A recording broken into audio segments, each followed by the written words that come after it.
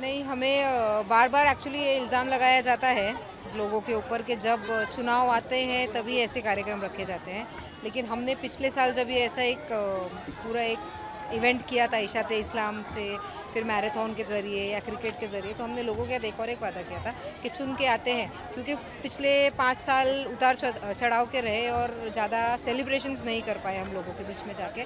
तो हमने इस पर तय किया था कि अगर सब कुछ अच्छा चला, बेहतर चला और हम जीत की तरफ से आगे आगे बढ़ते हैं, तो हमारे यूथ के साथ जो हमने ये एक शुरुआत की है उसको वैसे ही जारी रखेंगे। तो जब साल कंप्लीट होते आया तो मेरी टीम मेरे पास आई और बोलने लगी तो ऐसा ऐसा है। तो जब हम बैठाने लगे तो वो ड्यूरेशन सेम आने लगा कि वो साल भर का एक कंप्लीशन का टाइम आ जाता। और क्योंकि दिसंबर में अधिवेशन का वक्त होता है और आने वाले कुछ समय में शायद चुनाव भी डिक्लेयर हो जाएंगे बीएमसी के, तो उस हिसाब से टाइम तय हुआ। तो हमारे लोगों ने नाम रख दिया कि भाई सिर्फ हम यूथ फेस्टिवल नहीं बनाएंगे, क्योंकि वो 23 संडे आ रहा है तो हम उस दिन गैदर होने वाला है, तो हम जश्न, एक साल के जश्न की जीत भी मनाएंगे। तो इस हिसाब से इस दिन हम इकट्ठा हुए। पापा कितना बड़ा प्रोग्राम था, कितना बड़ा इवेंट था, और इसके साथ ही इसमें कितने लोग इसमें शामिल हुए थे, महिलाएं, बच्चे, इस बारे में बिल्कुल। इशाते इस्लाम में टोटल हमारे पास तकरीबन 1200 एंट्रीज थी, जिन्होंने पूरा दिन अलग अलग कीरत हो, नात हो, अजान कंपटीशन हो, कुरान रेसिटेशन हो, इस ज़रिए पार्टिसिपेट किए। साथ में साथ वॉकेथॉन था, वॉकेथॉन के साथ कुकिंग कंपटीशन था महिलाओं के लिए, बच्चों के लिए बेस्ट आउट ऑफ वेस्ट था, बॉक्सिंग कंपटीशन था। ऐसे जो हमने पूरा हफ्ता एक कंपटीशन किया, साथ में जो एंड पे हमने मैराथन किया, उसके टोटल हमने एंट्रीज देखी है तो तकरीबन ये एंट्रीज हमारे पास 7,500 के करीब गई है। 7,500 लोगों ने अलग अलग माध्यम पे अलग अलग दिनों में लोगों के हमारे साथ मिलके, जो हमारे डैप को स्पॉन्सर है दादा मियाँ फाउंडेशन के ज़रिए ये इवेंट किया गया राष्ट्रवादी के कोलैबोरेशन में, तो हमने 7,500 लोगों तक या 7,500 घर तक हम पहुँचे हैं। सबसे पहले तो आपको विधायक के रूप में 1 साल पूरे हो गए, आपको बहुत बहुत मुबारकबाद। शुक्रिया। आप जिस तरीके से आपने स्पेशल टारगेट किया था ड्रग्स को लेकर, तो ड्रग्स जो लोग ले रहे हैं उनको आपकी तरफ से मैसेज क्या देंगे? भाई, हमने एक बहुत प्यारा सा पैगाम आज हमारी बेटियों ने दिया है, बेटे और बेटियों ने, कि ड्रग्स कैसे लोगों की ज़िंदगी और कैसे उनकी लाइफ ख़राब कर रहा है। तो अगर वो अंडरस्टैंडिंग, मुझे लगता है अवेयरनेस तो बहुत हो चुकी है, अब अवेयरनेस से आगे बढ़ के उसके ऊपर इलाज करने का वक्त आ गया है। तो चाहे लॉ एंड ऑर्डर जो डिपार्टमेंट्स होते हैं उसके साथ हम लगातार फॉलोअप करते रहते हैं और मुद्दे उठाते रहते हैं। जहाँ भी और जब कभी भी हमारे पास, भले ही वो हमारे लाल मैदान के ऑपोजिट अगर कुछ जगह है या आइडियल स्कूल के पीछे कोई जगह है या करबला मैदान पे आप देखोगे तो लगातार हमारी विजिट भी होती है। हम सिर्फ और सिर्फ शासन नहीं, प्रशासन को भी बोलते हैं कि यहाँ पे जो सुधार है उसके लिए काम किया जाए, और उनके साथ मीटिंग, फॉलोअप्स और लेटर्स के साथ हम वो काम करते रहते हैं। बदलाव होने को वक्त लगता है, लेकिन शुरुआत करना बहुत ज़रूरी है, उसके बाद फॉलोअप लेना बहुत ज़रूरी है, जो लगातार हम करते रहते हैं। हम वो युवाओं को बोलेंगे कि हमने एक पहल उठाई, आपको पता है कि हम आप अवेयर हो कि ड्रग्स क्या होता है और ड्रग्स के नतीजे क्या होते हैं, लेकिन जो हम पहल कर रहे हैं कि ड्रग्स के अगर इलाज के लिए आपको हमारी ज़रूरत है,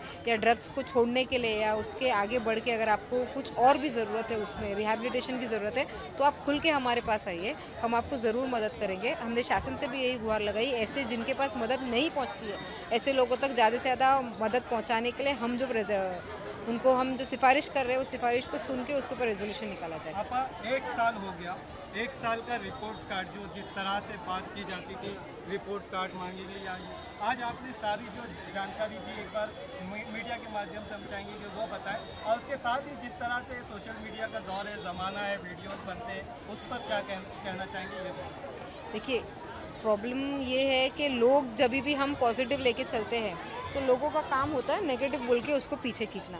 मेरा मानना है कि वो नेगेटिव जितने भी होगा, आपने शायद 1 साल पहले भी देखा होगा, ऐसे बहुत सारे लोगों ने हमारे बारे में बहुत सारी नेगेटिव बातें की। हमने बार बार बोला कि हमारे जो नेता है, जो नेतागण है, उन्हें हमें क्लियरली बोला है कि हम अपने विचारधारा पे कॉम्प्रोमाइज़ नहीं करेंगे, और अभी भी और पिछले 1 साल में मैंने देखा है कि वो विचारधारा के साथ कभी कोई कॉम्प्रोमाइज़ नहीं किया गया। अगर हमारे बीच में से उठ के कोई नेता, मेरे सहकारी, अगर किसी ने माइनॉरिटी के बारे में कुछ बोला है तो हमारे नेताओं ने फ़ौरन उनका कान पकड़ने का काम किया और उन्हें वार्निंग दी है, वार्निंग देके उनको सही रास्ते पर लाया है। तो ये सभी काम जो है हम करते रहे हैं हमारे नेताओं के साथ मिलकर। लेकिन जहाँ आपने बात की कि रील्स के बारे में, अगर रील्स की बात करें या वीडियोज़ की बात करें तो रील्स बनाते रहते, नेगेटिव चलती रहेगी, और मेरा एक्चुअल ये काम रहता है कि मैं उन नेगेटिव को छोड़ के पॉजिटिवली अपने लोगों का काम कैसे कर पाऊँ, क्योंकि अगर वो रील्स को लेके बैठे या उनकी बातें लेके बैठे तो हम डिस्टर्ब हो जाएंगे। मेंटली डिस्टर्ब होके अगर हम कुछ काम करना चाहेंगे पॉजिटिव तो भी हम उस पर उतनी सफलता नहीं पा पाएंगे, ला पाएंगे जो हमें लाना है। तो मेरा टारगेट होता है नेगेटिव को साइड में रख के पॉजिटिवली आगे बढ़ता, क्योंकि मुझे पता है आने वाली सालों में मुझे पूछा जाएगा, लेकिन उनके पूछने से पहले मैं ये चाहती हूँ कि मैं दिन रात अपने लोगों के लिए काम करके कुछ बेहतर, क्योंकि हम जानते हैं कि पिछले 5 साल कुछ उतार चढ़ाव के रहे हैं और हमारी गति पिछले 5 साल में स्लो थी, तो वो गति को इसके साथ जोड़ के आगे हम उसको डबल स्पीड में काम करने की कोशिश कर रहे हैं। क्योंकि पिछले 5 साल मैंने अपने पिताजी के नीचे उनके नेतृत्व के अंडर काम लगातार करते रही हूँ, तो शासन प्रशासन की नॉलेज है, एरिया की जिम्मेदारी क्या है, किधर क्या इशूज़ है वो मालूम है। और हम जानते हैं कि आने वाले कुछ दिनों में नगर सेवक के चुनाव आ जाएंगे। मुझे ये भी मानना है कि नगर सेवक के चुनाव आ जाएंगे तो पानी, गटर और जो कचरे की समस्या हमारे पास जो मैक्सिमम टाइम हमारा ले लेता है, वो हम उससे थोड़े फ्री होके हम जो मेनली डेवलपमेंट के काम है उस पर ज़्यादा ध्यान दे पाएंगे। जैसे कि आपने मेट्रो स्टेशन की बात करी तो चिटागंज के लोगों का ये सवाल भी है कि मेट्रो स्टेशन आखिर बन कहाँ रहा है और कितना दिन लगेगा, क्योंकि मंडाले का मेट्रो स्टेशन का जो चेहरा तो लोगों को दिख गया है, मतलब चिटागंज का जो है मेट्रो स्टेशन का चेहरा अब तक जो है सामने आया नहीं है, कब तक के बनेगा और कहाँ बनने वाला है? आपको मैं बताना चाहूँगी कि चीता कैंप मेट्रो स्टेशन मेरे पिताजी का वादा था। 2014 में भी उन्होंने किया था और 2019 में भी किया था। 2019 में कोविड के जस्ट 1 हफ्ते पहले फाइनल हो गया कि चीता कैंप मेट्रो में स्टेशन बनेगा, और उनके रिलीज़ के फ़ौरन 1 या 10 दिन बाद, क्योंकि मैं कंटिन्यूसली उधर फॉलोअप कर रही थी, तो कैबिनेट में मीटिंग होकर उसको अप्रूवल मिल गई। तो चीता कैंप मेट्रो स्टेशन तो अप्रूव है, जो भीमनगर के एंड के जंक्शन पे हमारे पास दिखाई देगा। लेकिन उसके बाद ये बात आती है कि चीता कैंप मेट्रो स्टेशन जो अप्रूव हो गया उसके लिए फ़ंड भी सैंक्शन हो गए हैं, करोड़ों में फ़ंड सैंक्शन हुए, लेकिन उसकी गाड़ी आगे क्यों नहीं बढ़ रही है? तो इससे 2 प्रॉब्लम है। एक प्रॉब्लम है कि 36 मीटर वाइड रोड जो भीमनगर से चीता कैंप को कनेक्ट करता है, उसमें एक मेट्रो का दीवार आगे पीछे मतलब 36 मीटर्स होगा या 24 मीटर्स होगा, उस पर कुछ इश्यूज चल रहे थे। उसके ऊपर लगातार मीटिंग्स करके एज ए सोल्यूशन और हमारे पास वो आ गया है कि जो दीवार फिक्स है उसके आगे 36 मीटर तक हमारे रोड आएंगे। लेकिन अभी अगर कोलीवाड़ा पे हमारे को अगर एक्सटेंशन करना है तो उसकी फिजिबिलिटी रिपोर्ट जो बन रही है, अगर हमारे को एक्सटेंशन करना है तो हमें एलिवेटेड कॉरिडोर मिलेगा जो मंडाला तक था। पहले आपको बताना चाहूँगी कि हमारा जो मेट्रो प्लान था 2B का, वो मंडाला लास्ट स्टेशन था। मेरे पिताजी की कोशिश से वो 2B जो हमारा मेट्रो है वो चीता कैंप तक आया, लेकिन अगर वो कोलीवाड़ा तक जा रहा है, उसकी फिजिबिलिटी रिपोर्ट बन रही है और बन के हमारे को पॉजिटिव मिलता है, तो वो एलिवेटेड कॉरिडोर होगा। अगर नेगेटिव होता है तो वो फ्लोर पे मतलब हमारे रोड लेवल पे होगा। तो जब वो क्लैरिटी आ जाएगी, चीता कैंप मेट्रो स्टेशन का आगे काम चालू हो जाएगा। यूथ फेस्टिवल में जितने लोग शामिल हुए थे और ज़्यादा से ज़्यादा आपके साथ यूथ हमेशा से कनेक्ट रहा है, उनको एक आखिरी मैसेज क्या देंगे आप आपकी तरफ से? और ये जो फेस्टिवल आपने इस बार लोगों के साथ मनाया, क्या ये हमेशा चालू रहेगा? भाई पिछली बार तो ये इल्ज़ाम लगाया गया था लिस्ट, लेकिन इस टाइम तो मैंने करके दिखाया आपको। मैंने यही बोल रही हूँ कि हमने एक वादा किया था लोगों के साथ कि भाई हम सेलिब्रेशंस हमारे यूथ के जो टैलेंट है, टैलेंट के साथ उनके अंदर जो स्पोर्ट्स का जज्बा है, आप देखोगे आने वाले दिनों में हम ट्राई करेंगे एक 1 डे स्पोर्ट्स एक्टिविटी रखने का, जिसमें बच्चे लोग से लेके बड़े तक रनिंग रेस और कैरम्स हो और बाकी सब चीज़ें हो। साथ ही आज हमारे नेजी भाई आए थे तो उन्होंने रैप का कॉम्पिटिशन अनाउंस करके गया, तो वो एक जिम्मेदारी और बढ़ गई है हमारे ऊपर। तो पॉजिटिवली वो भी हम आगे बढ़ेंगे, क्योंकि आने वाले वक्त में हम देखेंगे कभी भी आचार संहिता भी लग सकती है, तो उसको ध्यान रखते हुए हम ये सारे जो आगे के टूर्नामेंट्स है और जो प्लान्स है उसको आगे बढ़ाएंगे। साथ ही साथ बार बार मुझे प्रश्न आते हैं मेरे साथियों के साथ कि भाई अगर चीता कैंप में क्या वो क्रिकेट होने वाला है, तो हाँ, आमदार चषक ज़रूर होगा और हम कोशिश कर रहे हैं इसको चेरेश्वर मैदान में प्रॉपरली एक प्रोफेशनल तरीके से करें।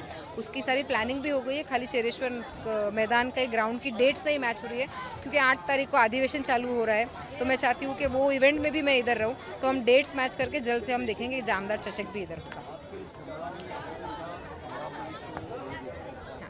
मेरे पिताजी, आज बताऊं आपको तो मेरे पूरे एक 11 इवेंट्स थे जो मुझे अटेंड करना था पूरे दिन में, लेकिन मेरा खुद का एक इवेंट था कल शाम में ही। कल रात में 12 बजे मैं औरंगाबाद, भीड़ और जालना के दौरे से लौटी हूँ और मैंने ये क्लियर किया था कि आज के दिन मैं सिर्फ और सिर्फ यूथ फेस्टिवल के लिए इधर आ रही हूँ, ये करके फिर आगे वाले जो हमारे प्रोग्राम है। तो आज बाकी के जितने भी इवेंट्स हैं और जो है शादियाँ हैं, क्योंकि शादियों का माहौल चल रहा है, तो मेरे सारी शादियाँ डैडी अटेंड कर रहे हैं। और आपने अगर ध्यान दिया रहेगा तो 5 साल पहले भी या 5 साल पहले तक भी हर इवेंट में या हर यूथ का जो इवेंट होता था उसमें मैं ही आके जिम्मेदारी संभालती थी। तो कुछ नया नहीं है कि आज नवाब साहब इधर नहीं है, वो हमेशा आते हैं जब ज़रूरत उनकी होती है और वो जानते हैं कि उनकी बेटी उतनी काबिल है कि ऐसे इवेंट्स खुद संभाल सकती है।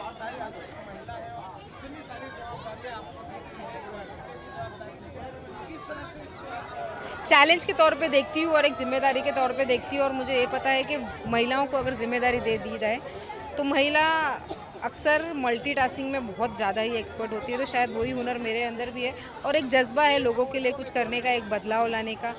कुछ चीज़ें हैं जो लोगों ने बोली है उनको गलत साबित करना है, तो ये सभी चीज़ों के लिए हम लगातार काम कर रहे हैं। और सिर्फ जो लोगों को बताना चाहूँगी कि सिर्फ जो सोशल मीडिया पे दिखता है उतनी ही दुनिया नहीं है मेरी, उसके आगे भी मेरी बहुत दुनिया है। क्योंकि जो हम मीटिंग्स अटेंड करते हैं कमेटी की, वो मीटिंग को हम पब्लिकली दिखा नहीं सकते, उसकी वर्किंग को हम पब्लिकली दिखा नहीं सकते। आपको बताना चाहेंगे कि कुछ दिन पहले, क्योंकि अब हमारा वो बन गया रिपोर्ट, कि हमने एक एमईस्ट के बहुत सारे हॉस्पिटल में और चिल्ड्रन एड सोसाइटी के बहुत सारे सेक्शंस में महिला कमेटी के तरफ से विज़िट किया था। वो भी हम पब्लिश नहीं कर पाए क्योंकि हमारे को जब तक वो रिपोर्ट पब्लिश नहीं होती उसको मीडिया को और बाकी के मीडिया हो या सोशल मीडिया हो उसको बताने की परवानगी नहीं है। Thank you.